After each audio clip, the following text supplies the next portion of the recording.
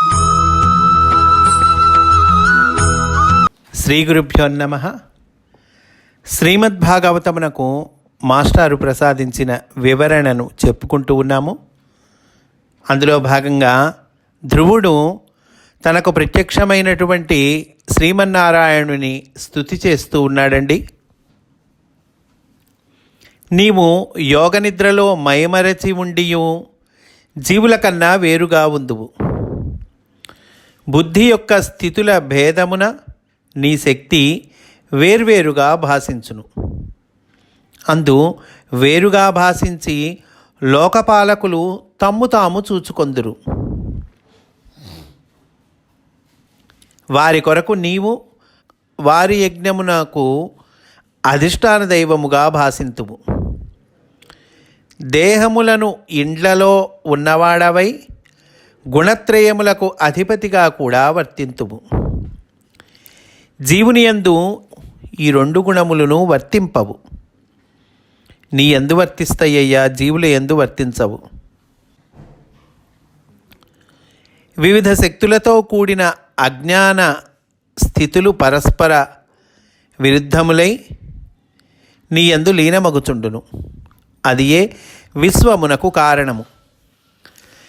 అన్ని విధములా ఆచరించు కర్మలకు ఫలము నీవే అని నమ్మువారు నిష్కాములు. కర్మలకు ఫలము భగవంతుడేనండి. అట్లా నమ్మేవాళ్ళు నిష్కాములు. వారికి రాజ్య సుఖము మొదలగు వాని ఫలము కూడా నీవే. రాజ్యము చేయుట కూడా నీ పాదపద్మములను సేవించుటయే. రాజ్యం చేయటం అంటే ఏంటి? నీ పాదపద్మాలను సేవించటమే. అయినను కొందరు దీనులై రాజ్యాదులను కోరుచుందురు. అట్టి వారిని కూడా నీవు కోరికలు తీర్చి కాపాడుచుందువు. గోవు తన దూడకు పాలిచ్చుచు దానికి ఎరుకపడని తోడేళ్ళు మొదలగు వన్యమృగముల వైపు పోనీయకుండా రక్షించును. అంతే కదండి. గోవు దూడకు పాలిస్తుంటుంది. అంత మాత్రమే కాకుండా ఆ తోడేళ్ళు మొదలగు వన్యమృగముల వైపుకు పోనీయకుండా రక్షిస్తూ ఉంటుంది. అట్లే నీవు సకాముల భక్తిని కూడా అంగీకరించి వారి కోరికలు తీర్చుటలో వారి బుద్ధిని విపత్కారణముల వైపునకు పోనీయకుండా నీ వైపునకే మరల్చుకొనుచు క్రమముగా సంసార భయము నుండి రక్షించుచుందువు అని ధ్రువుడు సత్యస్వరూపము జ్ఞానస్వరూపము అగు స్తోత్రము చేసెను. భగవంతుడు సంతోషించి ఇట్లనెను. ధ్రువుడు ఈ రకంగా స్తోత్రం చేశాడండి. భగవంతుడు సంతోషించి ఇట్లా అంటూ ఉన్నాడు. రాజకుమారా, నీవు నిశ్చల వ్రతము కలవాడవు. నీ మనస్సున మసలిన కార్యము నేనెరుగుదును. అది పొందుటకు దుస్సాధ్యమైనదైనను నీకిచ్చుచున్నాను. అంటే భగవంతుడు శ్రీమన్నారాయణుడు ధ్రువుడితో అంటూ ఉన్నాడండి. నీకిచ్చు స్థానం ఎట్టిదో వినుము. నీకు ఎలాంటి స్థానం ఇస్తున్నానో వినవయ్యా. గానుగ యంత్రమున నడిమి స్తంభము వలె నీవు నిలిచి ఉండగా నీ చుట్టూను గానుగ చక్రము తిరిగినట్లు గ్రహములు, నక్షత్రములు, తారాగణములు, జ్యోతిశ్చక్రము తిరుగుచుండును. ఈ జ్యోతుల రూపమున ధర్ముడు, అగ్ని, కశ్యపుడు, ఇంద్రుడు, సప్తర్షులు తారకలతో కలిసి నీ చుట్టూను ప్రదక్షిణము చేయుచుందురు. అమ్మో, చూడండి ఎంత పెద్ద పదవో. ఈ గ్రహ నక్షత్ర తారకా గణము, ఈ జ్యోతిశ్చక్రం అన్నీ కూడా ఆయన చుట్టూ తిరుగుతూ ఉంటాయిటండి. ఇది పొందరాని కేంద్రస్థితి. కేంద్రమొక్కటే ఉండును కనుక అన్యులు దాని యందుండుట సాధ్యము కాదు. కేంద్రం ఒకటే కదండి ఉండేది. కనుక పొందరాని కేంద్ర స్థితిని ఆయనకి ఇస్తున్నాడు. కేంద్రము అనేటువంటిది అంటే సెంటర్ అనేటువంటిది ఒకటే ఉంటుంది కాబట్టి అన్యులు దానిని అందుట సాధ్యము కాదు.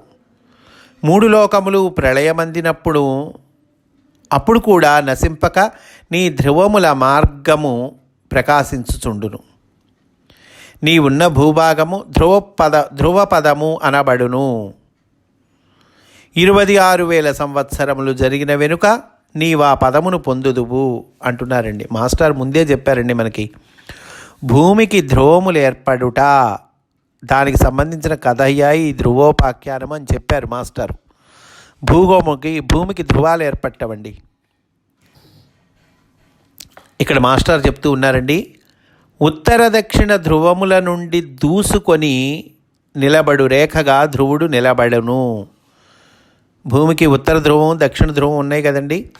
ఈ ఉత్తర ధ్రువము దక్షిణ ధ్రువముల నుండి దూసుకొని నిలబడేటువంటి రేఖ అట్లా ధ్రువుడు నిలబడతాట. అతనికి దిగువగా సప్తర్షి మండలం ఉండును.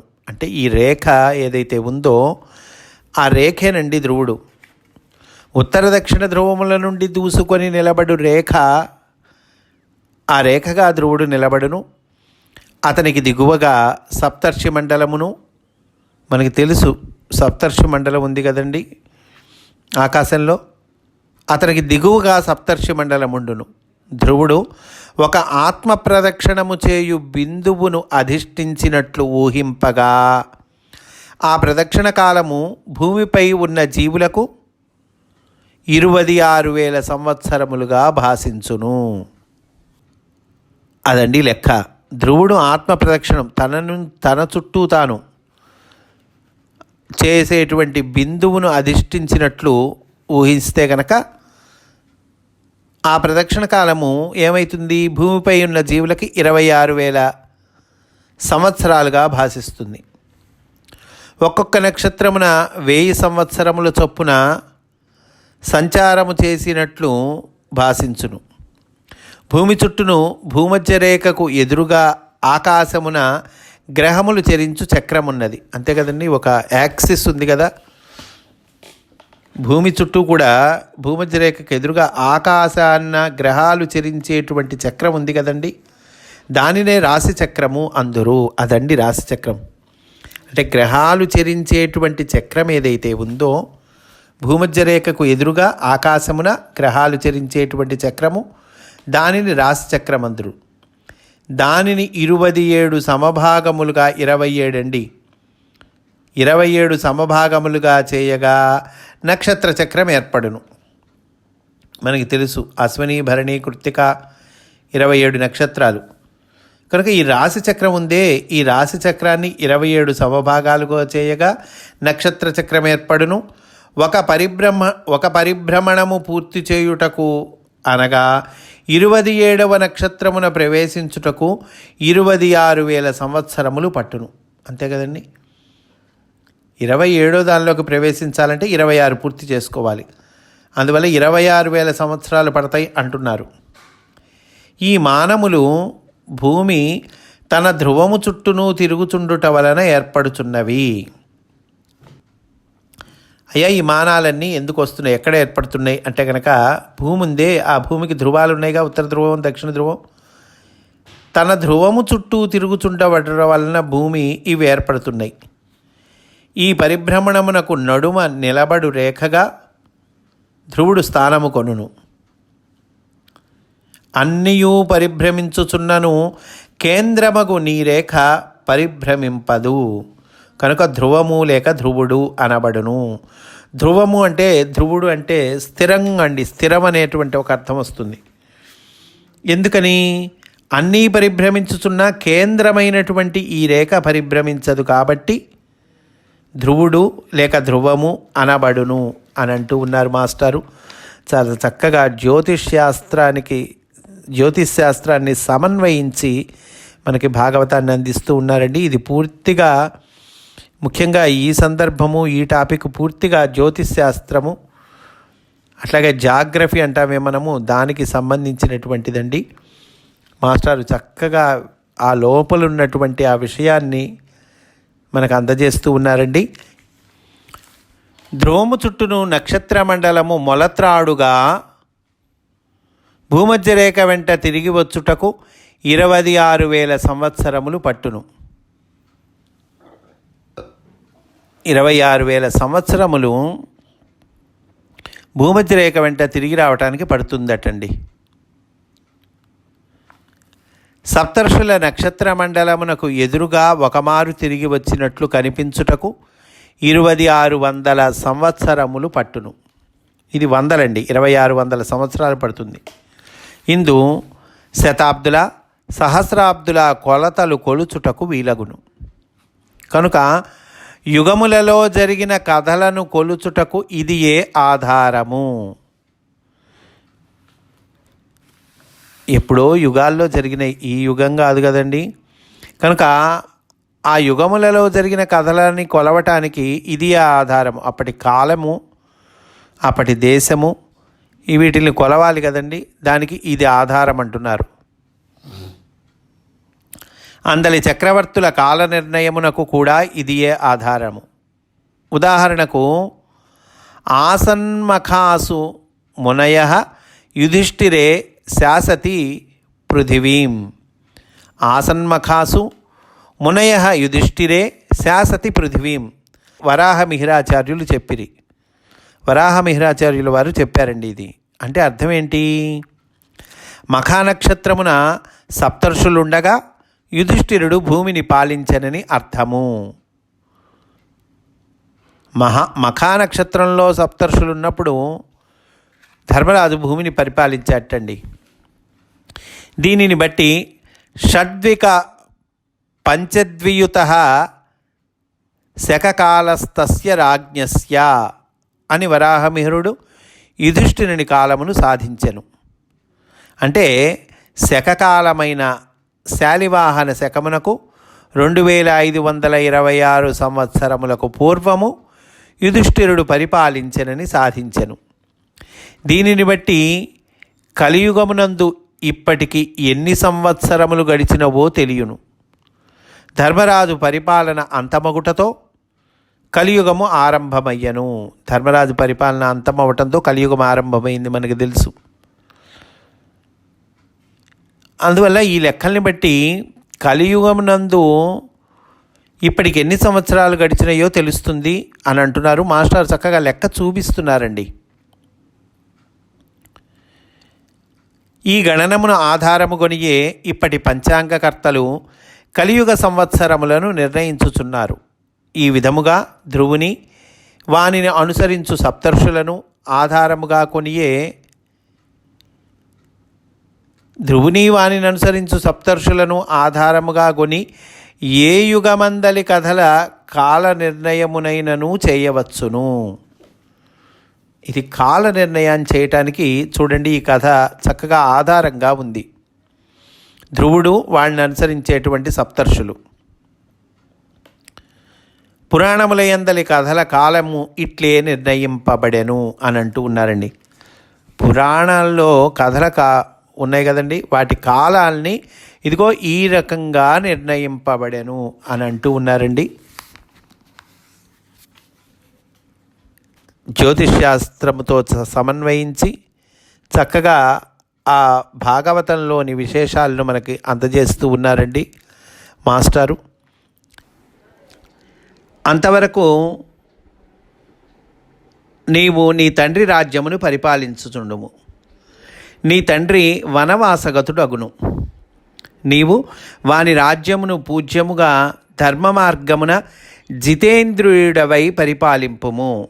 నీ తండ్రి అరణ్యాలకు వెళ్తాడయ్యా, నువ్వు చక్కగా ధర్మ మార్గమున జితేంద్రియుడవై చక్కగా రాజ్యాన్ని పరిపాలించు అంటూ ఉన్నాడండి. ఇక్కడ మాస్టర్ చెప్తున్నారు, ఉత్తానపాదము అనగా భూగర్భమున కేంద్రమగు ధ్రువరేఖ నుండి భూమధ్య రేఖ పైకి గీయబడు లంబకోణ రేఖ. అంటే భూమి ఒక గోళం అనుకోండి, ఒక గోళం అయితే ధ్రువాలు ఇటు చివర అటు చివర ధ్రువాలు ఉంటాయి.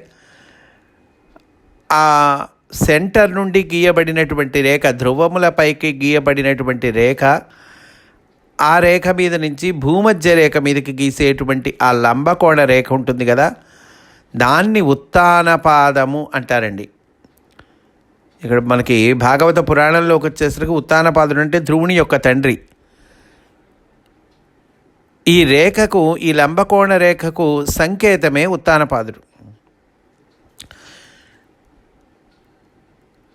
అతడు వనవాసగతుడు అగుననగా, అతడు వనవాసాలకు వెళ్తాడు, నువ్వు రాజ్యాన్ని పరిపాలించాలి అని చెప్పాడు కదండి విష్ణువు. కనుక అతడు వనవాసగతుడు అగును అనగా ధ్రువుని కాలము నుండి భూమధ్య రేఖకు అటు ఇటు మహారణ్యములు పెరుగుట ఆరంభించును. ధ్రువుని కాలం నుండి ఆరంభమైతేటండి. ఏంటవి? భూమధ్య రేఖకు అటు ఇటు మహారణ్యాలు పెరగటమట. నీ తమ్ముడు మృగములను వేటాడుటకు వనమునకు పోయి చనిపోవును. తమ్ముడంటే సవత్తమ్ముడండి. ధ్రువుడికి సమత్తమ్ముడు ఉన్నాడు కదా, సురుచి కొడుకు. కనుక నీ తమ్ముడు ఏమవుతాడు? మృగాలను వేటాడటానికి వనానికి పోయి చనిపోతాడు. అంటే అర్థం ఏంటి? మాస్టర్ చెప్తూ ఉన్నారు, దక్షిణాయనము నుండి ఉత్తరాయణమునకు సూర్యుడు సంవత్సరమునకు ఒక మారు భూమధ్య రేఖను ఖండించును. సూర్యుడి గమనం ఉంటుంది కదండి. చంద్రుడు భూమి చుట్టూ తిరుగుతుంటాడు, భూమి సూర్యుని చుట్టూ తిరుగుతుంది. జాగ్రఫీ లెక్క ఉంది కదండి.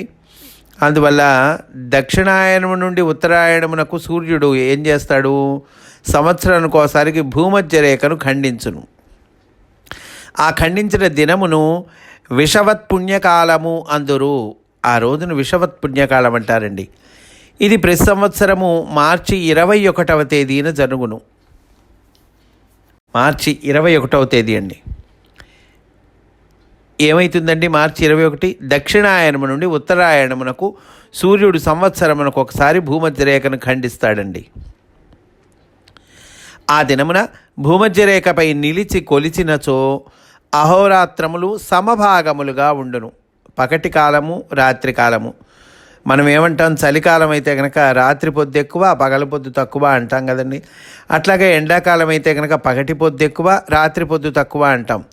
కానీ ఈ విషవత్ పుణ్యకాలము మార్చి 21వ తేదీ అంటున్నారే, ఆ దినమున భూమధ్య రేఖపై నిలిచి కొలిచినచో అహోరాత్రములు సమభాగములుగా ఉండును. సరిగ్గా రాత్రి పగలు సమానంగా ఉంటాయిటండి. ఈ బిందువును వేదములలో, పురాణములలో యజ్ఞమృగము అందురు. ఆ బిందువుని ఏమంటారండి? యజ్ఞమృగము అంటారు. భూమధ్య రేఖ వద్ద ఉండేటువంటి బిందువు. మృగమనగా వెదుకబడినది అని అర్థము. ఈ బిందువే సౌర సంవత్సరమునకు సంవత్సరాది. సూర్యమానం ప్రకారం సంవత్సరాది ఏదంటే ఆ బిందువు అటండి. సంవత్సరాదిని నిర్ణయించుటకు వేద పురుషులు ఒక పుల్లను పాతి దాని నీడను కొలిచి ఆ దినమును స్థాపించడివారు. ఈ బిందువు నుండి సమస్త ఖగోళ గణితములను లెక్కించడివారు. ఈ బిందువు ప్రతి సంవత్సరము భూమధ్య రేఖపై కొంచెము వెనుకకు నడుచుచుండును. ఈ నడుచుటనే గవామయనము అను యజ్ఞముగా వేద ఋషులు గుర్తించిరి. భూమధ్య రేఖ నుండి ప్రతి సంవత్సరం కొద్ది కొద్దిగా వెనక్కి నడుస్తుందటండి. భూమధ్య రేఖ మీదే మళ్ళీ ఆ భూమధ్య రేఖ మీదే కొంచెం వెనక్కి నడుస్తూ ఉంటుంది. ఈ నడవటాన్ని గవామయనము అను యజ్ఞముగా వేద ఋషులు గుర్తించారు. ఈ బిందువుతో పాటు సంవత్సరాది కూడా వెనుకకు నడుచుచుండును. దీనినే కాలస్వరూపుడగు శంకరుడు మృగరూపమైన యజ్ఞమును వేటాడుటక కవులు వర్ణించిరి. నల్లలేడి యందు దృష్టి నిలిపి వింటియం దెక్కుపెట్టిన బాణమును చూచుకొనుచున్న నీవు మృగము వెంట పరిగెత్తుచున్న పినాకపాణివలే ఉన్నావు అని కాళిదాస కృతమగు శాకుంతల నాటకమున మాతలి దుష్యంతుని ప్రశంసించును. నాటకము మొత్తమునందు చాంద్ర సంవత్సరము యొక్క కథ అంతర్వాహినిగా నడుచును. కాళిదాస కృతమగు శాకుంతల అనే నాటకం వాటిలో అటండి. నాటకం మొత్తం కూడా అట చాంద్ర సంవత్సరము యొక్క కథ అంతర్వాహినిగా నడుస్తూ ఉంటుందట. కనుకనే దుష్యంతుడు చంద్రవంశపు రాజుగా చమత్కరింపబడెను. ఈ బిందువునకై భూమధ్యరేఖ ఖండింపబడుటకు కావలసిన సూర్యగతి ధ్రువుని కాలమునేనే పుట్టినది. ఇట్లు ఖండింపబడుటయే ఉత్తానపాదుని కుమారుడకు ఉత్తముడు చనిపోవుటగా చెప్పబడినది. అదండి మాస్టర్, చూడండి ఎంత ఎక్స్ప్లెనేషన్ ఇచ్చారో. ఇంకా శ్రీ మహావిష్ణువు చెప్తూ ఉన్నాడండి ధ్రువుడితో, నీ తమ్ముని వెదకుటకై వాని తల్లి ఆగు సురుచి అడవికి పోయి దావాగ్నియందు చిక్కుకొని చనిపోవును. విషువద్బిందువు వెనుకకు జరుగుటయే సురుచి పుత్రుని వెదకుట. ఈ విషవద్బిందువనుందే అదే మనం చెప్పుకున్నాం కదండి, మార్చి 21 పగలు రాత్రి సమానంగా ఉంటాయి అని చెప్పుకున్నామే. ఆ విషవద్బిందువు వెనుకకు జరుగుటయే సురుచి పుత్రుని వెదుకుట. ఆ బిందువు నుండి వసంత ఋతువు ప్రారంభించును. అడవులలో చెట్లు రాచుకొని నిప్పు పుట్టి అడవులు తగలబడు కాలము ఆరంభమగునని అర్థము అంటున్నారు అండి. ఇంకా కూడా విష్ణుదేవుడు చెప్తూ ఉన్నాడండి. అది రేపటి రోజు చెప్పుకుందాము అని సవినయంగా మనవి చేసుకుంటూ స్వస్తి వాసుదేవ